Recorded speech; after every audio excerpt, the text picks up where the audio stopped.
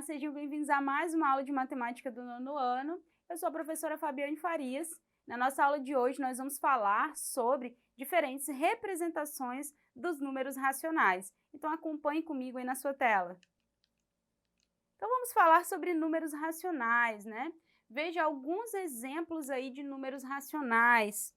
Nós temos aí o número 3 sobre 10, o número 4 sobre 5, né? 4 quintos, 3 décimos, 13/25, certo?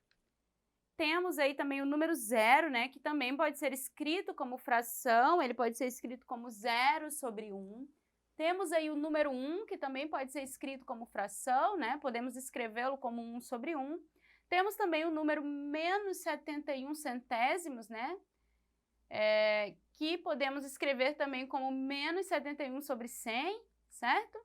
Temos o número menos 3, que pode ser escrito como menos 3 sobre 1, assim também como o número menos 5, né? Temos também o número menos 8 quintos, certo? Então, são alguns exemplos aí de números racionais. Então, quando dividimos um número inteiro, P, né, por outro número inteiro não nulo, Q, o quociente P sobre Q pode ser inteiro ou não. Então, é importante que a gente observe aí que os números que podem ser representados na forma P sobre Q, sendo P e Q números inteiros, né? E Q um número diferente de zero, então chamamos esses números de números racionais, certo? Bom, um número racional ele também pode ser representado na forma decimal. Para transformar um número racional da forma fracionária para a forma decimal, basta dividir o numerador pelo denominador. Então, vamos ver alguns exemplos aí. Transformando o número 3 décimos, né, para um número decimal, basta que dividamos aí o número 3 pelo número 10, né? Então, temos aí como resultado o número 0,3. Da mesma forma, o número 4 quintos, né, fazendo a divisão de 4 para 5, temos 0,8. Agora, observando o número 13/25, temos 13 dividido para 25 igual a 0,52. Já o número 7 sobre 3, né, 7 terços aí, realizando a divisão de 7 para 3, temos 2,333, né, que representa uma dízima periódica. Já o número 84 sobre 7, 84 sétimos, né, traz aí como resultado da sua divisão o número 12, né, seria a sua representação em número decimal. E o número menos 71 centésimos, né, sua representação em decimal seria menos 0,71, né, que também pode ser lido aí como menos 71 centésimos, certo? Assim como o número menos 15 sobre 8 também apresenta sua representação em decimal, né? Assim como o número menos 11 sobre 9 também, que é o menos 11 nonos, né? E o menos 24 sextos também surge aí com sua representação em decimal. Quando nós transformamos uma fração em um número decimal, então nós podemos obter aí, né, algumas informações importantes aí que precisamos analisar. Nós podemos obter um decimal exato, né, que é quando o quociente dessa divisão ela termina com um resto zero. Então, falamos aí também, né, sobre um decimal exato, que é um quociente de divisão com resto zero, né? Então, temos aí os exemplos apresentados. Podemos ter aí, né, o 3 sobre 10, né, que é o 3 décimos, 84 sétimos, vai gerar um 12, né, e temos aí também outros exemplos. Mas também podemos gerar, e a partir, né, dessa transformação da fração no decimal, nós podemos gerar uma dízima periódica, né, que é quando o quociente de divisão com resto diferente de zero, né, então temos aí um quociente, né, de divisão com resto diferente de zero. Então, nós apresentamos aí nesse caso, né, algarismos que se repetem periodicamente. Então, vamos observar alguns exemplos aí. Temos o número 7 terços, né, que vai resultar aí numa dízima periódica de período 3, né? Observe aí as duas formas de representar essa dízima periódica. E temos também o número 56 onzeavos, né, que também vai ser transformado em decimal, aí quando fizer, né, passar por esse processo de transformação, será transformado numa dízima periódica de período igual a 0,9, certo? Então, perceba aí as duas formas de representarmos essa dízima periódica. Temos aí também o número menos 11 nonos, né? E também o número menos 25 sextos, certo? Ambos também vão gerar aí uma dízima periódica, né? Quando essa fração for escrita na sua forma decimal. Então, vamos exercitar um pouquinho. Vamos escrever os números que aparecem aí na sua forma decimal. Bom, dividindo então na letra A, 7 por 10, né? Na letra B, 29 por 10, na letra C, 31 por 100 e assim sucessivamente em todas, né, as letras aí envolvidas na nossa questão. Então, na letra A, nós vamos ter como resultado 0,7, na letra B teremos 2,9, na letra C, nós teremos 0,31. Na letra D, dividindo 2.874 por 100, teremos 28,74. Na letra E, também realizaremos o processo de divisão do numerador pelo denominador e teremos como resultado 0,037. Assim como na letra F, dividiremos 8 por 5, né? Teremos como resultado o número 1,6. Na letra G, dividindo 17 para 2, temos 8,5. Na letra H, dividindo 41 por 25 e mantendo o sinal aí apresentado na nossa fração, temos menos 1,64. Dividindo na letra I 5 por 3, temos uma dízima periódica, certo? 1,666.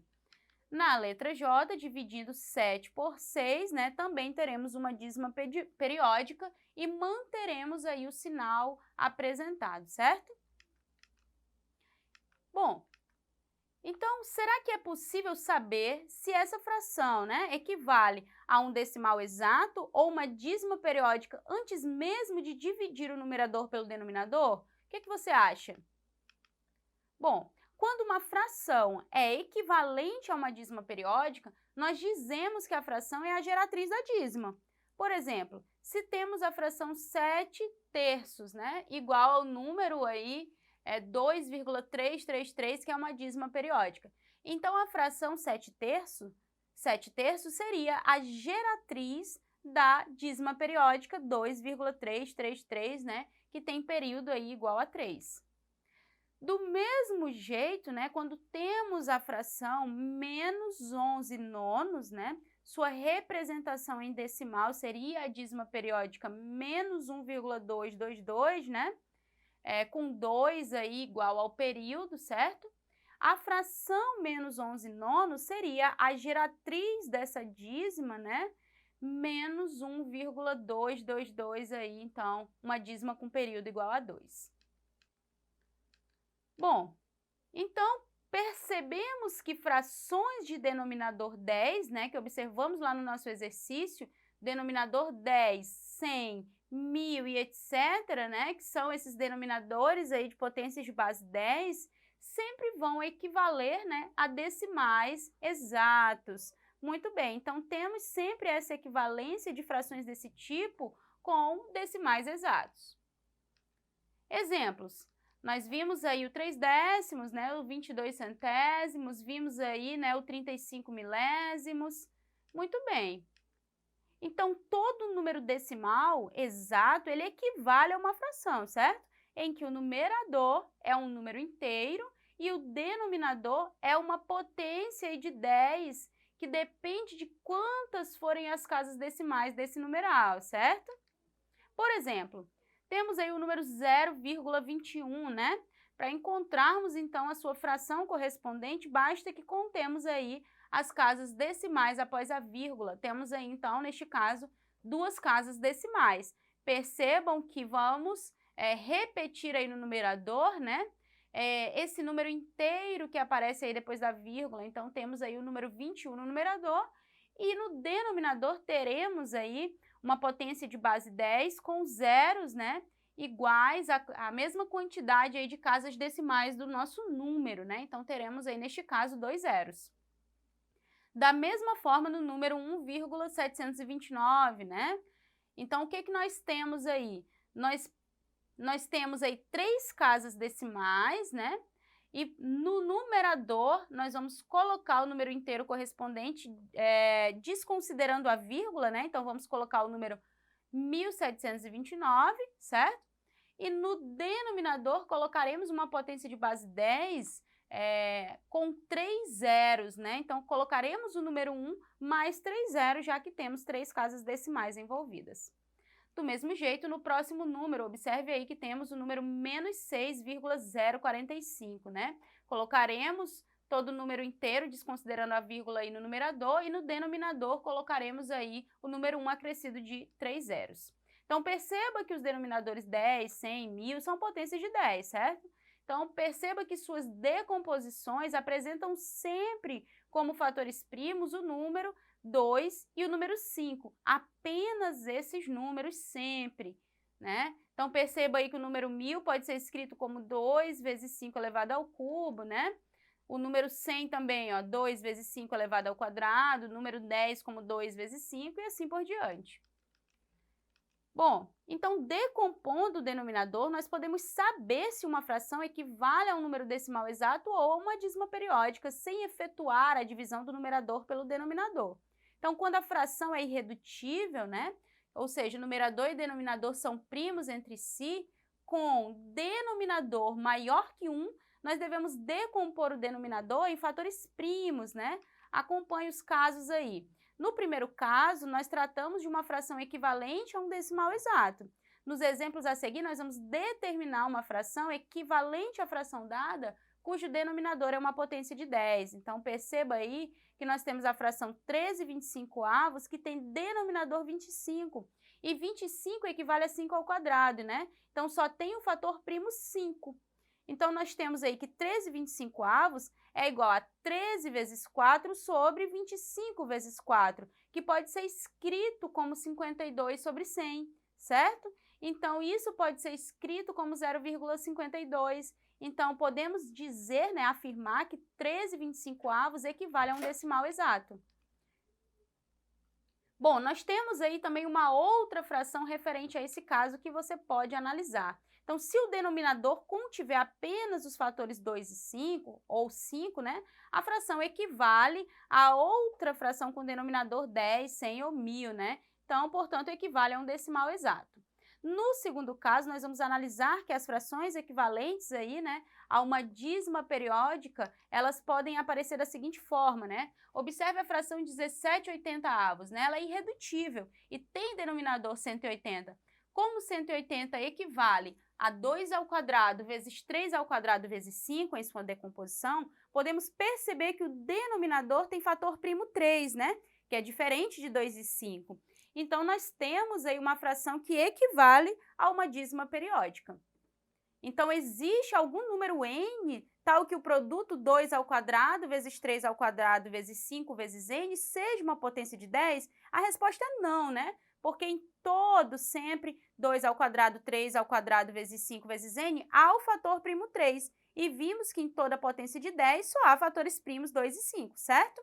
Então, se o denominador de uma fração irredutível contiver fatores primos diferentes de 2 e 5, ela não terá uma fração equivalente cujo denominador é uma potência de 10. Então, essa fração equivale a uma dízima periódica e não a um decimal exato. Muito bem, gente. Então, nessa aula de hoje, né, nós vimos aí informações importantes sobre os números racionais e suas representações, certo? Se você quer assistir essa aula novamente, acesse a nossa plataforma Eduque. Não deixe também de assistir as nossas próximas aulas aqui. Bons estudos e até mais!